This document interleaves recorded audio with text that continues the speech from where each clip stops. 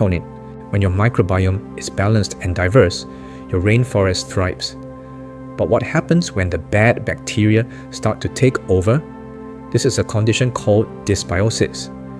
It's like invasive weeds and pests overrunning your beautiful rainforest, choking out the beneficial plants.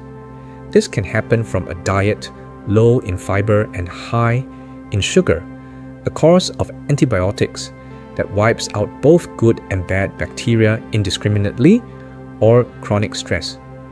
When these bad bacteria dominate, they produce toxic byproducts that increase inflammation. They don't manufacture the vitamins your hair needs. In fact, they do the opposite. They contribute to a leaky gut, further fueling the fire of systemic inflammation.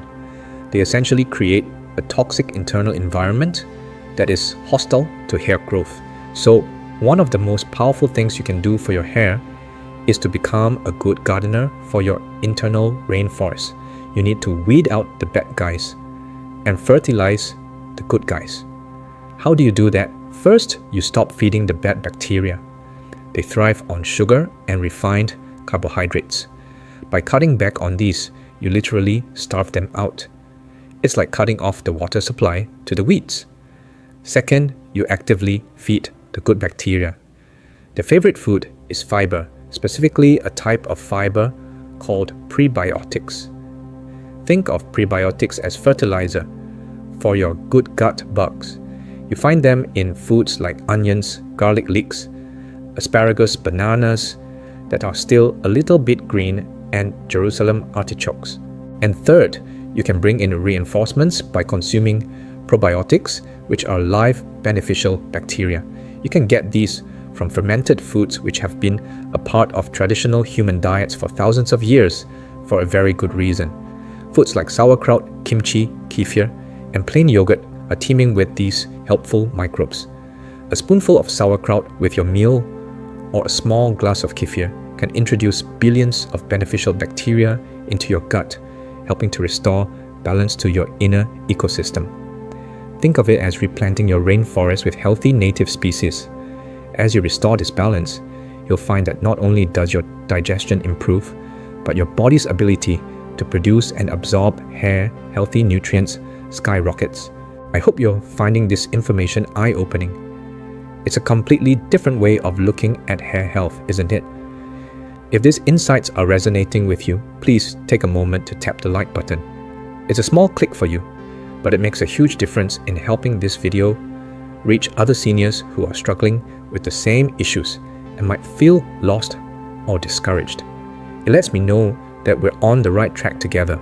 Now, let's connect this back to the specific nutrients your hair is starving for. The big three are often iron, zinc, and vitamin B12.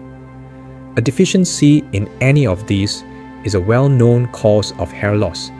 You might even have had your doctor test your levels and tell you they're low. They might have recommended a supplement and you've been taking it faithfully, but you're still not seeing results. Why? Because of everything we've just discussed. Let's take iron for example. To absorb iron properly from your food or a supplement, you need sufficient stomach acid.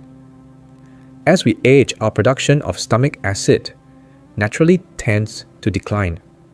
On top of that, chronic inflammation in the gut further messes with this process. If you don't have enough stomach acid, you can't properly extract the iron from your food. Furthermore, a condition called inflammation-induced malabsorption can occur where the inflamed cells of your small intestine are simply incapable of transporting the iron into your bloodstream. So the iron is there, but the doorway is locked. A common sign of low iron is not just thinning hair, but also fatigue, pale skin, and brittle nails. It's a similar story with zinc. Zinc is an absolute superstar mineral for your hair. It plays a crucial role in hair tissue growth and repair. It also helps keep the oil glands around the follicles working properly. But just like iron, zinc absorption is heavily dependent on a healthy, non-inflamed gut.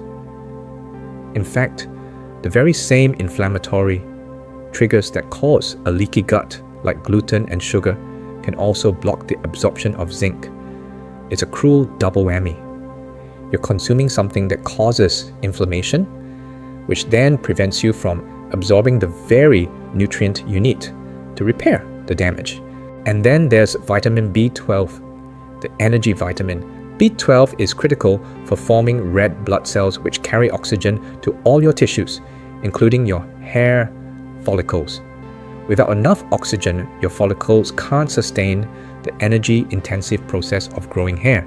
The unique thing about B12 is that to absorb it, your stomach needs to produce a special protein called tryptophan intrinsic factor. Guess what impairs the production of intrinsic factor? Inflammation of the stomach lining.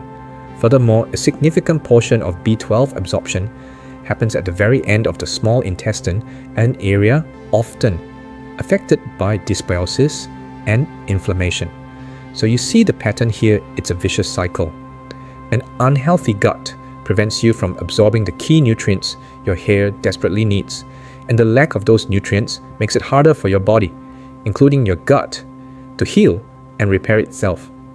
The solution isn't just to pop more pills. The solution is to heal the system that's responsible for absorption in the first place. This brings us to one more critical piece of the puzzle, and it's something that affects us all, especially as we navigate the challenges of life stress. We often think of stress as something that happens in our heads, the worry, the anxiety, the racing thoughts.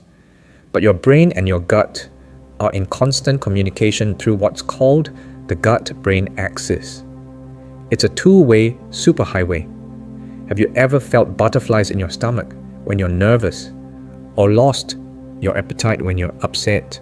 That's the gut-brain axis in action. When you're under chronic stress, your brain sends emergency signals down this highway to your gut. It releases stress hormones like cortisol. In short, bursts, cortisol is helpful for a fight or flight response. But when it's constantly elevated, it wreaks havoc on your digestive system. It suppresses the production of stomach acid and digestive enzymes, making it harder to break down your food. It can directly damage your gut lining, contributing to a leaky gut. It shifts your microbiome in favor of the bad bacteria. And it diverts blood flow away from your digestive system.